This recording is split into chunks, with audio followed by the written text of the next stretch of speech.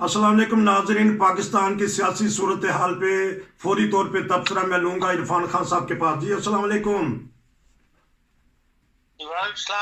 Sir. ये दो तीन खबरें बड़ी अहम गर्दिश कर रही हैं कल से आज तक। अभी राना सनाउल्लाह भी प्रेस कॉन्फ्रेंस करके हटे हैं इमरान खान के बारे में। उन्होंने जेल भरो तहरीक शुरू की है, कारकुनान को कहा कि तैयार हो जाएं।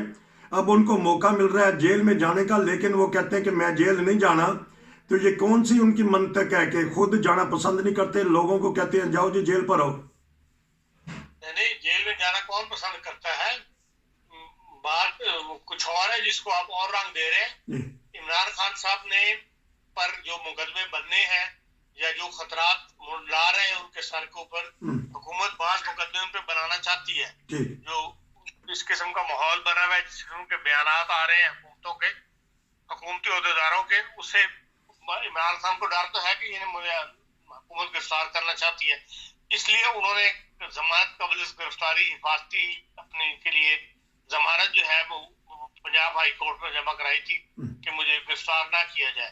तो उसके लिए ये मुकदमा चल रहा था। वो अदालत की जिद ये है कि जो तरीकेकार है उसके मुताबिक जिसकी भी हिफाजती जमानत चाहिए वो खुद पेश होता है और एक दफा उसको देख के फिर जज उसको हिफाजती जितने दिन की भी दे, हफ्ते की दे, 2 हफ्ते की दे, वो कर देते हैं। ये एक किस्म की जिद चल रही थी।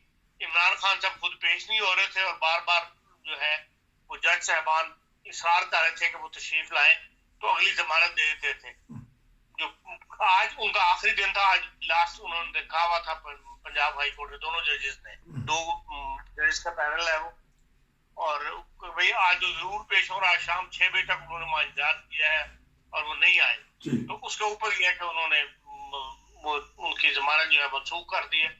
अब हुकूमत जिस वक्त भी चाहे वो उनको गिरफ्तार कर सकी है।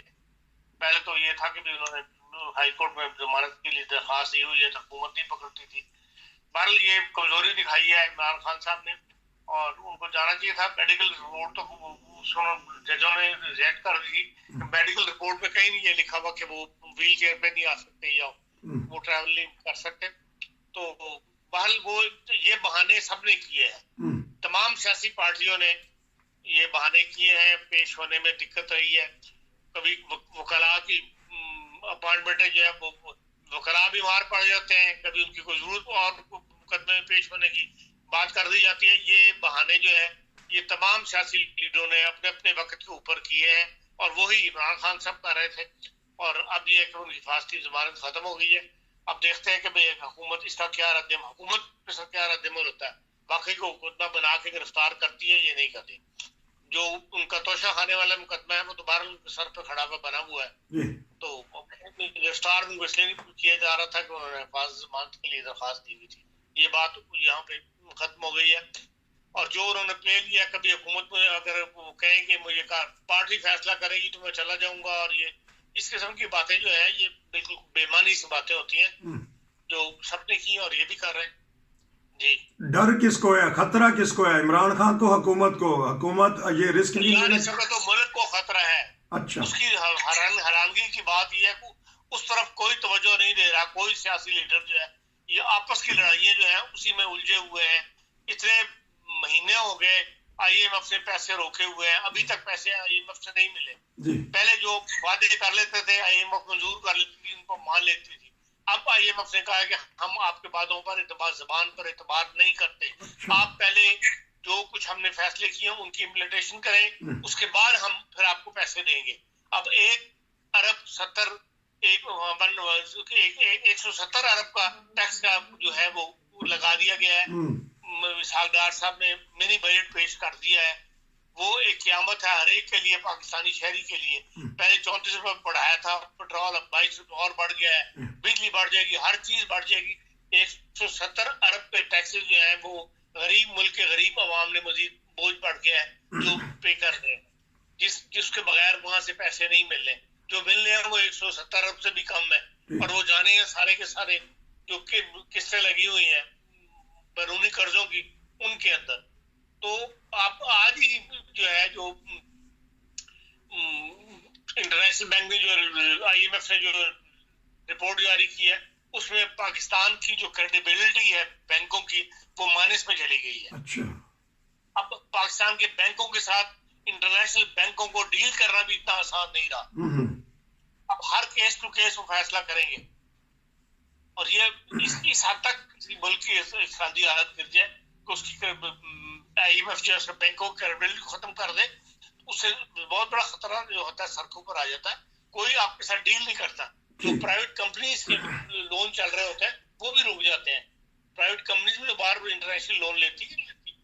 انشورنس کمپنیاں جو ہے انہوں نے پیسہ رکھوایا ہوتا ہے باہر کی انشورنس کمپنیوں کے اندر. تو اس سے تو ہر طرف سے جو ہے پاکستان کو شکنجا جو ہے وہ کسا جا رہا ہے, جس کے حالات ہیں ملک کے مزید خراب ہونے کا اندیشہ ہے. ایک خفیہ ڈیل ہو رہی تھی پاکستان کی عرب ملکوں کے ساتھ, جو عرب اسٹیٹس جو ہیں ان کی, اور سعودی عرب اس کے اندر نمایاں تھا. اس کے نائب وزیر دفاع ہے سعودی عرب کے, وہ پاکستان ایک ڈیلیگیشن لے کے آئے ہوئے تھے ایک ہفتے سے. وہ اس بات کی پاکستان کی حکومت کا انویسٹمنٹ کے لیے کہ بھئی جو ہتھیار ہیں چھوٹے موٹے ہتھیار جو سعودی عرب یا جتنی عرب گلف اسٹیٹس ہیں یہ ہر قسم کا ہتھیار جو ہے یہ امپورٹ کرتی ہیں. ان کے پاس اپنی کوئی دفاعی پروڈکشن نہیں ہے. بیلجیم بھی بیچتا ہے, جرمنی بھی بیچتا ہے, امریکہ بھی بیچتا ہے, اور بڑے ملکوں کو بیچتے ہیں, انڈیا بھی بیچتا ہے. تو گورنمنٹ نے اس بات کو ان کو راضی کر رہے تھے کہ بھئی آپ یہ دفاعی پروڈکشن کے جو چھوٹے موٹے آلات ہیں ان کو پاکستان سے امپورٹ کریں, یا پاکستان کے ساتھ مل کے ایک مشترکہ دفاعی یونٹ جو ہے وہ پاکستان میں بھی لگایا جائے, سعودی عرب میں بھی لگایا جائے, اور ایک گلف اسٹیٹس میں بھی لگایا جائے. اور یہ چھوٹی ضرورت ہے اس سے یہ کہ آپ کو چاہے باہر سے خریدنے کے آپ کے اپنے ملک میں پروڈکشن ہو یا پاکستان پروڈکشن ہو. یہ 5 وہ تھی منصوبہ تھا جس سے پاکستان کو فائدہ پہنچتا, سرمایہ کاری بڑی پاکستان کو ملتی. یہ بھی لیک آؤٹ ہو گئی. جو دفاعی پروڈکشن کے سیکرٹری ہیں لیفٹیننٹ جنرل انعام حیدر, وہ اس ڈیل کو کر رہے تھے. جو وارڈنس فیکٹری ہے وہ بھی ان کو لے جایا گیا, وہاں بھی دکھائی گئی تھی.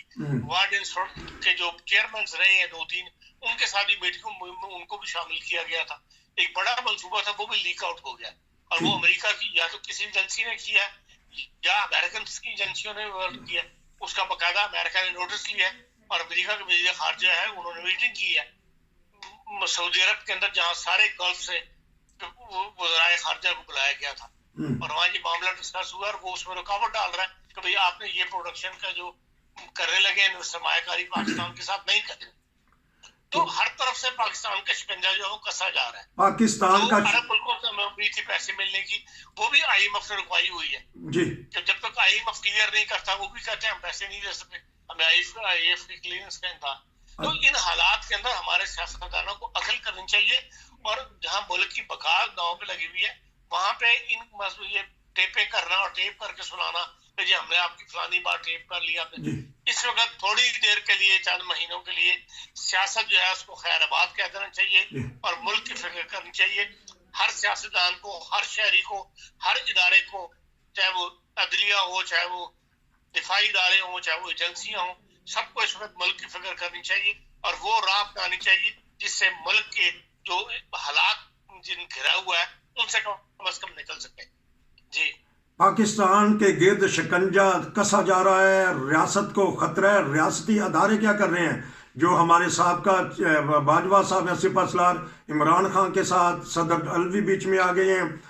اب وہی عمران خان صاحب جو کہتے تھے کہ میں ان کے بغیر چل نہیں سکتا تھا, وہ میرے کرتا دھرتا تھے, آج انہوں نے ایک خط لکھ دیا ہے صدر صاحب کو کہ یہ باجوہ صاحب کون ہوتے ہیں جو ہماری ریکارڈ کرتے تھے. ریاستی اداروں کو ہٹ کیا جا رہا ہے.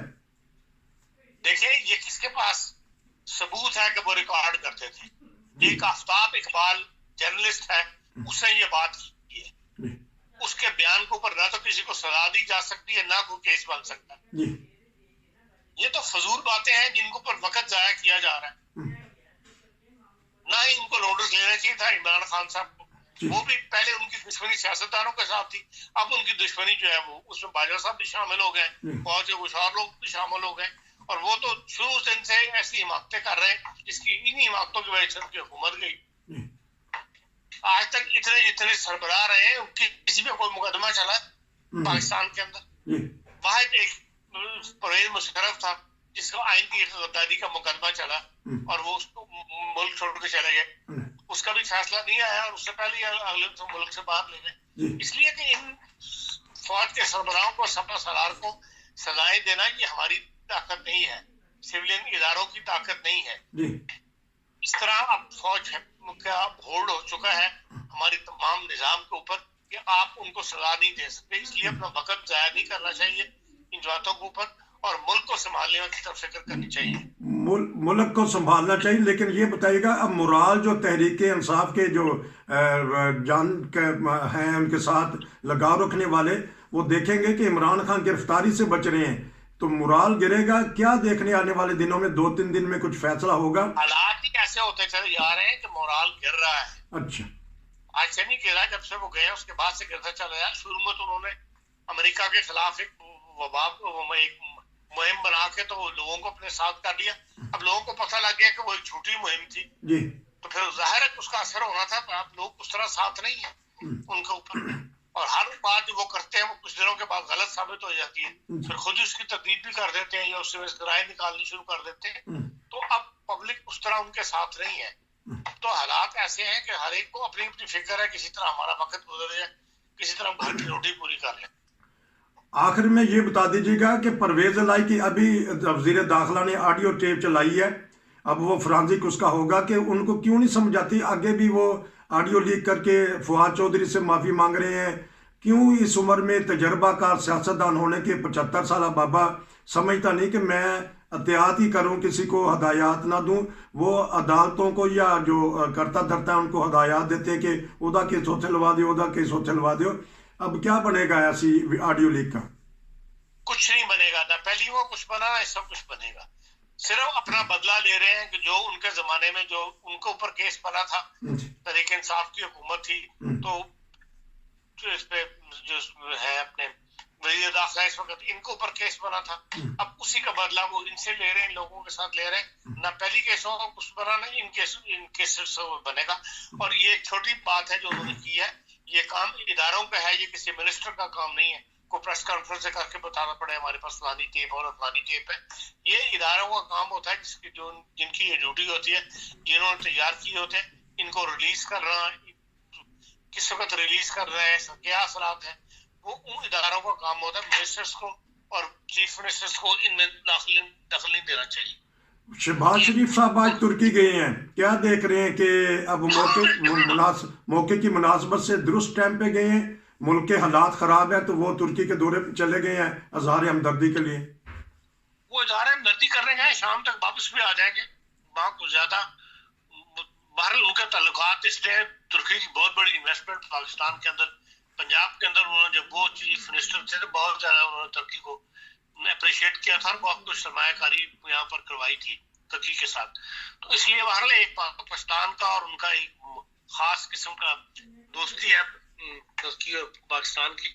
उस लिहाज से वो तो फौरी तौर पे जाना चाहते थे, लेकिन तुर्की हुकूमत ने कहा था कि नहीं आप अभी मत आए, अभी हम मसरूफ है अपनी उसके अंदर। अब जो इमदादी कार्रवाई है उसमें मसरूफ है।